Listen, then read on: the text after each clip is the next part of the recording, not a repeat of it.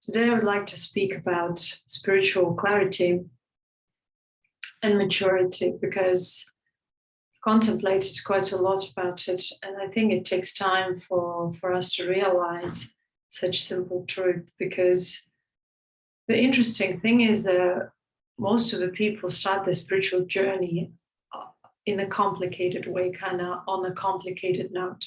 So they look for higher knowledge, instantly for some transformation, even if they had certain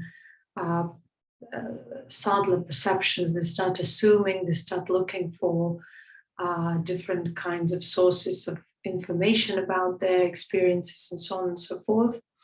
But I think that it came to me that we mostly, the truth of our reality is that the majority of people in spiritual communities or on the supposedly spiritual path or aspiring to learn something spiritually are not in alignment. They don't understand the simplicity, and the simplicity and clarity itself is a sign of spiritual blessing and spiritual maturity. Because the majority of people speak about spirituality, maybe they practice something, but when you look at their lives, when you look at the way they live, when you look at the way they interact at their communication level, you see that there is a lot of misalignment, lack of clarity, lack of maturity. So what is the highest blessing? The highest spiritual blessing is that actual clarity and maturity level. And of course, on the path, through the refinement, through the spiritual evolution, and evolution is nothing but disillusionment and letting go, on this path, the level of clarity deepens. So according to my understanding, the more we refine, the more we get into this alignment, the more we become the emanation of that clarity. Let's say sometimes you gain clarity through maybe thinking, sometimes overthinking. Maybe you get some glimpses of clarity, but that's not clarity, okay? So true clarity is when you've aligned, when your inner being and the outer or the external side of life align together. And so let's say when you look at people's lives, how they live, how they comprehend life, their actions, their reactions, you can see that even though they're interested in spirituality, that's all spiritual camouflage, spiritual facade they're interested in, because there is no orderliness, there is no actual order, there is no cleanliness in their lives. They have a lot of unresolved traumas and relationships which aren't, dissolved. The cords to these people and connections are not dissolved. They're still lingering around. These people do not have enough maturity and courage to dissolve these connections, to cut off unnecessary connections. And it simply means that they lack this clarity. Because if they had clarity in life, these things wouldn't be simply there. And that's why when we actually grow spiritually, it's not about just how we think or how we feel, or if we feel bliss sometimes, or we're able to meditate and go into our natural being. Well, our natural being, the meditative state, is our natural, just the natural flow that we should be aligned with. But unfortunately, because our mind is constantly outwards, we're not aligned, and so we perceive meditation as some sort of an achievement, or the absorption, the equanimous being, as some sort of an achievement or some sort of a sign of anything. But if these states of being do not lead to any clarity, and this clarity does not transpire through your physical being, through the way you live, through the way things are in your life, then something is in misalignment, something is wrong. Because balance and order are the signs of clarity. Healthy relationships with the external reality are the sign of clarity and maturity. Maturity to communicate your being. Because when we hide behind masks, we do not communicate our being, and thus we create misalignment and distortions with the external reality, or in communication, in relationship, in relation to the external reality. And so when we want spiritual evolution, first of all, we have to aspire at clarity. And there's no higher blessing than clarity, because once you're clear, that becomes your emanation, and thus that becomes your transformative power, the power that pushes you to align everything within you and externally into one flow of existence.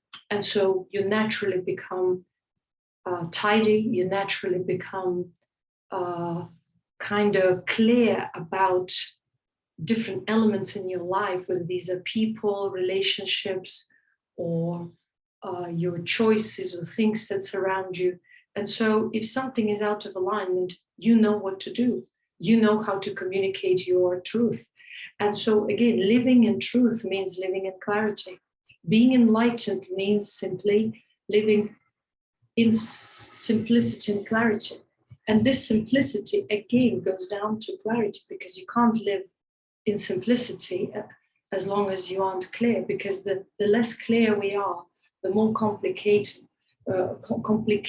we are in our exchanges with life, and the more the more we complicate our lives by sort of not saying, not expressing, not applying effort when we need to, and applying too much effort when we don't need to. So again, clarity is, in other words, wisdom, because there's no wisdom without clarity. And so everything comes down to that. If you have certain things unresolved in your life, if your house is a mess, if you cannot really understand your inner purpose and you're just throwing yourself into different activities, into different pursuits, all you do in life is waste your energy and lack clarity.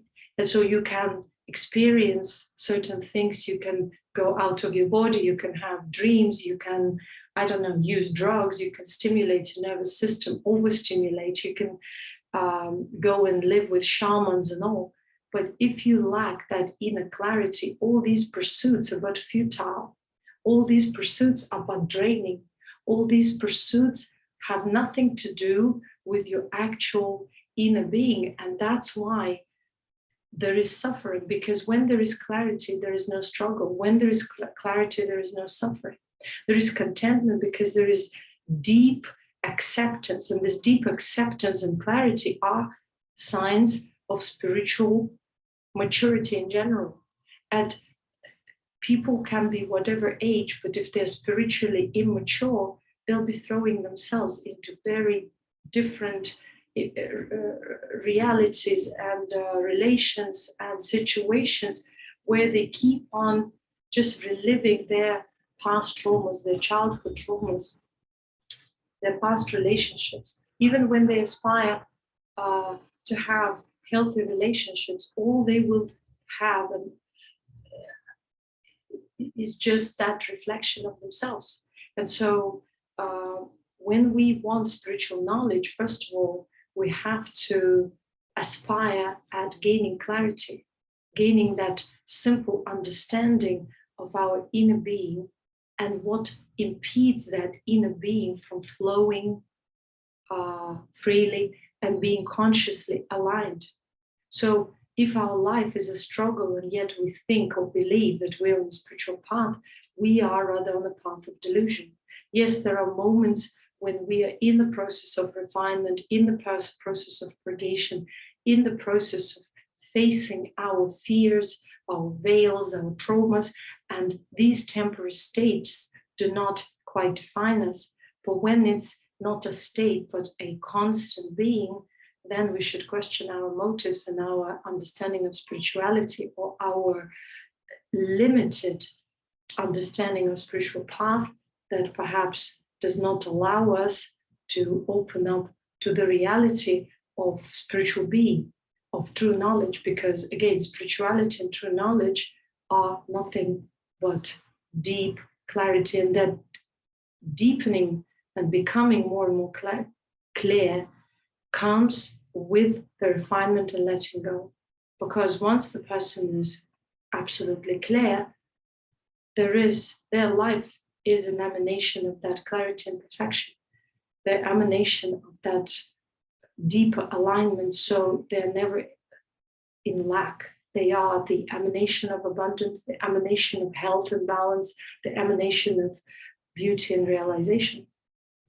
And as long as it's not there, as long as you've awakened, but you've been facing all these things that are obstacles, struggles, or impediments, it means that you choose to entertain something which is transitory. You choose to believe in something, to give energy to something that is not aligned with your natural flow. And the natural flow is unconditional. It's like unconditional love. It doesn't stick to anything, doesn't hold on to anything, nor it denies anything. It just entertains whatever is there for the time being, for a necessary period of time. And then it just lets go of that. So when we live in clarity, we don't cling, we don't feel codependent on the reality.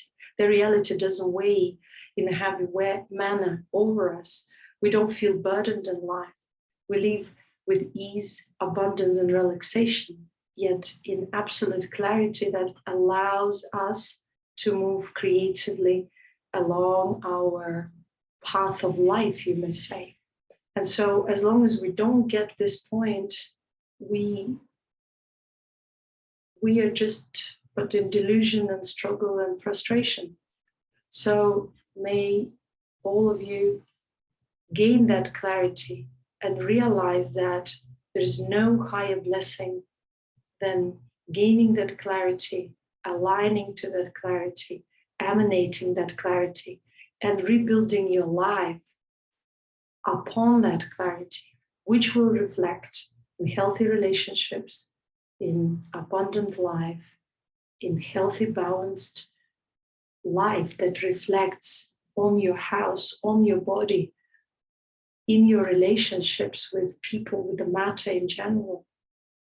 And if we can fool ourselves, we can imagine that we're spiritually progressing, and we can imagine that we're gaining some power. Look at your house. Look how organized you are.